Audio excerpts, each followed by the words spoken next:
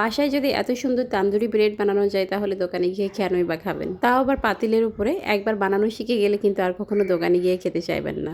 তান্দুরি ব্রেডটা এভাবে পাতিলের উপর বানানো আমি অনেকবার দেখেছি, কিন্তু আমি আসলে কখনো ট্রাই করিনি। আমি ভেবেছি দূর এভাবে আবার হয় নাকি, তাই সরাসরি চলে গেলাম বানাতে, ইমপ্লিমেন্টটা করেই ফেলি। পুরো একটা গামলা নিয়ে নিলাম, তার ভিতরে একটা ডিম, 1 টেবিল চামচ গুঁড়া দুধ, 1 টেবিল চামচ চিনি, 1 চা চামচ ইস্ট, স্বাদ মতো লবণ, আর 1 চা চামচের মতো বেকিং পাউডার। বেকিং সোডা না, বেকিং পাউডারটাই দিতে হবে। এরপর 1 টেবিল চামচ মতো তেল দিয়ে দিলাম। এখন সবকিছু খুব ভালো করে মিক্স করে নিব। এই কাজটা আপনারা হাত দিয়েও করতে পারেন। আমি হুইস্ক দিয়ে মিশিয়ে নিলাম। তারপরে দিয়ে দিলাম 1 কাপ দুধ। এখানে আমি যে ইনগ্রিডিয়েন্টগুলো দিলাম সবগুলো দেওয়ার চেষ্টা করবেন, তাহলে দেখবেন একদম দোকানের মতো স্বাদ হবে। তো দুধের সাথে সবকিছু ভালো করে মেশানো হয়ে গেলে দিয়ে দিচ্ছি ময়দা। ময়দাটা এটা আপনাদের আন্দাজ মতো দিবেন। ময়দা আমি অল্প অল্প করে দিয়ে মিশিয়ে দিচ্ছি, যতক্ষণ না পর্যন্ত একটা সফট ডো তৈরি হবে। ডোটা এমনভাবে তৈরি করতে হবে যেন অনেক বেশি নরমও না হয়, আবার অনেক বেশি হার্ডিও না হয়ে যায়। তো সফট একটা ডো তৈরি করার পরে আবারও দিয়ে দিলাম 1 টেবিল চামচের মতো তেল। চাইলে আপনারা বাটার দিতে পারেন। এখন খুব ভালো করে এটা মেখে নিলাম। একটু সময় নিয়ে ডোটা কিন্তু খুব সফট করে মেখে নিতে হবে। ডোয়ের উপর দিয়ে একটু তেল মেখে দিলাম, এতে করে ডোটা কিন্তু অনেক বেশি সফট থাকবে, উপরটা শক্ত হয়ে যাবে। এরপরে এটা রেস্টে রেখে দিব 1-1.5 ঘন্টার জন্য।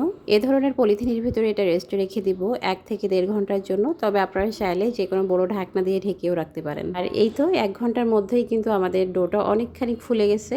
আর এই ডোটা একটু গরম জায়গায় রেখে দিবেন, একটা বড় টাওয়াল দিয়ে ঢেকে রেখে দিবেন। গরম জায়গায় যদি টাওয়াল দিয়ে এটা ঢেকে রাখা হয় তাহলে খুব দ্রুত এটা ফুলে ওঠে। তো এখন এই খামির থেকে আমি ছোট ছোট লেসি করে নিব। একবারে ছোট না, একটু বড় করব। ব্রেডগুলো যে সাইজে বানাতে চান সেই অনুপাতে লেসি করে নিতে হবে। তো আপনারা দেখেই বুঝতে পারছেন যে লেসিগুলো কিভাবে আমি করে নিচ্ছি। আর এটা হাতের তালুতে একটু গোল গোল করে ঘুরিয়ে এটাও কিন্তু আমি রেস্টে রেখে দিব। আর এটা কিন্তু ঢাকনা ছাড়া রাখা যাবে না, আপনারা অবশ্যই ঢাকনা দিয়ে ঢেকে রাখবেন, তা না হলে উপরটা কিন্তু অনেক ড্রাই হয়ে যাবে। যে পলিথিনের ভিতরে আমি রেখে দিয়েছিলাম ডোটা, সেই একই পলিথিনের ভিতরে আমি ছোট ছোট লেসি করে সবগুলো আমি পলিথিনের ভিতরে রেখে দিলাম। একটা করে নিব আর একটা করে ব্রেড আমি এভাবে বানিয়ে নিব। আর ব্রেডটা যখন বানানো হবে তখন উপর দিয়ে একটু পানি ব্রাশ করে নিব।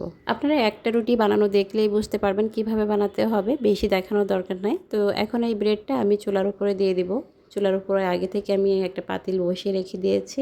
পাতিলটা কিন্তু অনেক বেশি গরম করতে হবে না, জাস্ট চুলার হিটটা আমি মিডিয়ামে রেখে রুটিটা দিয়ে দিলাম। আর ব্রেডের উপরে একটু পানি ব্রাশ করে দিয়েছিলাম। এই যে এপিট ওপিট করলে কিন্তু এটা পড়ে যাবে না, এটা হাঁড়ির সাথে লেগে থাকবে। তো যখন এটা ফুলে উঠবে তখন আগুনের তাপে আর একটু পুড়িয়ে নিলাম অপর পাশটা। একটু বাটার উপর দিয়ে স্প্রেড করে দিচ্ছি। আর বাটারটা আমি আগে থেকে মেল্ট করে রেখে দিয়েছিলাম।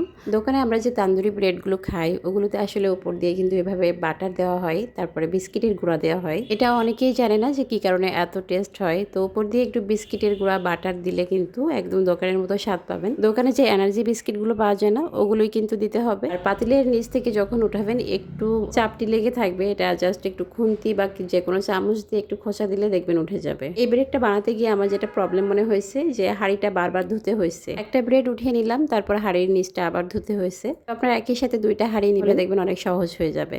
তো এখন বাকি তান্দুরি চিকেনটা বানানো, এটাও আপনাদের সাথে শেয়ার করে দিব ইনশাআল্লাহ। ততক্ষণে ভালো থাকুন। আল্লাহ হাফিজ, আসসালামু আলাইকুম।